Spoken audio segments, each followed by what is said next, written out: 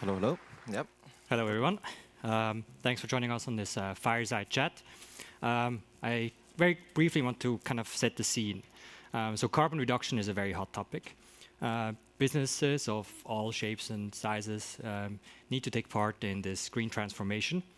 And they are actually encouraged, or we could say they're even under pressure from investors, customers, governments to disclose their commitment and their progress towards that net zero target, basically.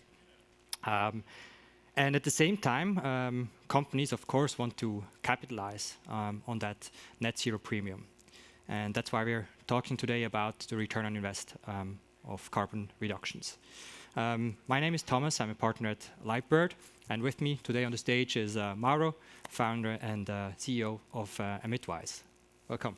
Thank you very much, Thomas. So before we dive into it, would you briefly introduce yourself and what you do at Emitwise and how this came about? Yeah, absolutely. So I'm Mauro. I'm the co-founder and CEO of Emitwise. We're very lucky to be part of the Lightbird portfolio. If anybody's fundraising, Thomas is your guy. Best investor in the world. So at Emitwise, we're in the business of helping companies measure, report, but most importantly, reduce their carbon footprint. And from day one, our motto has been make sustainability profitable. I think something that resonates with everybody in this conference. We have some really amazing case studies. If you go on our website on emitwise.com/customers of how we've concretely helped companies, manufacturers, construction companies, food and beverage companies make money out of cutting their carbon footprint, whether by growing revenues or slashing operating costs, essentially. So that's what we try to do at Emitwise every day. And so when you're talking about the ROI, do you see any difference in how different types of companies actually can profit from like overarching sustainability strategies? Yeah, I think actually the type of return on investment that a company can get from sustainability is completely different depending on the type of business that you are, both in terms of your industry and who your customer is, and of course what sort of maturity and size of business you are.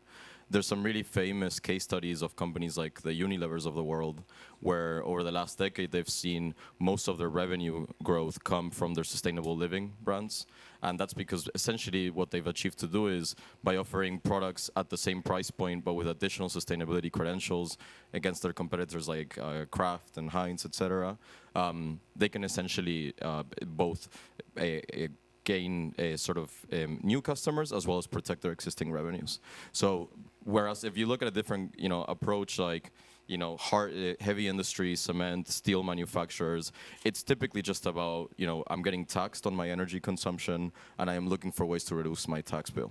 And then an entirely different segment, over the last 2 years with the tech boom over the pandemic, we saw an influx of tech companies that were really keen to invest in sustainability. And whatever they said, I know for a fact that the real reason for that investment was employee retention and employee attraction, right? Everybody wants to go work for a tech company that really cares, and that's why they were investing in these. And those those return investment profiles are all entirely different, right? How you can actually ultimately capture the cash back from investing in a carbon reduction, and also the magnitude of return that you can get is entirely different at the end of the day, depending on the kind of company you are. So it's a long-term commitment, of course, also in terms of into your brand, etc. And what do you think is the future in carbon management for corporates then? For example, we hear a lot about theoretical sustainability journeys. In practice, however, companies, how do they actually take action? Yeah, I think it's a great question. And it goes back to the idea that it's very different for different types of companies, right? I mean, if you think of a business like a Unilever, again, where in order to develop a green product line, you have to really spend 3 to 5 years of product R&D just to even build it before you even start capturing those benefits. Whereas some of these examples of tech companies, it's more you can make a claim and you don't necessarily have to stick to that claim next year, right? The world has changed and all of a sudden the longevity of the claim is completely different, right?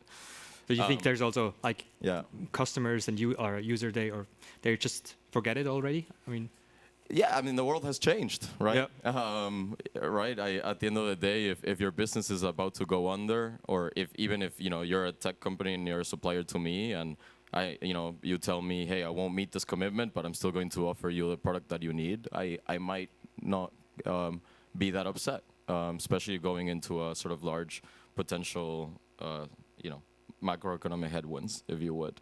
But I think that that's where it's interesting, right? So when you look at, the question was, what's the future in practice, not in theory? And actually it looks a hell of a lot like what we're, how businesses have been run for the last, decades.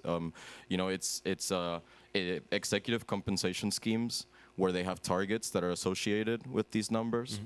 And therefore it's the ability to cascade sustainability targets down your P&L, the same way that you would cascade financial targets down your P&L. Systems that allow you to actually manage those targets on a day-to-day basis so that everybody in every function can understand how can they contribute to, in our case, we focus on carbon reductions specifically. So I think about a world where how can the product R&D team that's designing a new product have carbon as a KPI, the same way that procurement or marketing might have it, right? Basically across the organization. Exactly, across the organization. And then the final piece of that puzzle, because I've heard from a couple of board members of publicly listed companies who are already testing executive comp attached to targets. They say, well, yeah, but our executive meets those targets every single quarter, no problem, right? Yeah. And it's because there's still a lot of number fudging. And so the final element is that you have to have a system that is auditable, assured, reliable, that is, that where you can't fudge the numbers because somebody changed the number on a spreadsheet, right? I think that the future of sustainability looks a hell of a lot like the way that companies today manage their core targets and their core performance, basically. Like any other KPI. Like any other KPI. Yeah, that's the idea. And you mentioned that different type of companies need basically different or have different types of profits they can get from sustainability strategies. But do you also think that different type of companies need different type of solutions, basically, both on the software but also on the way to decarbonize then the whole organization?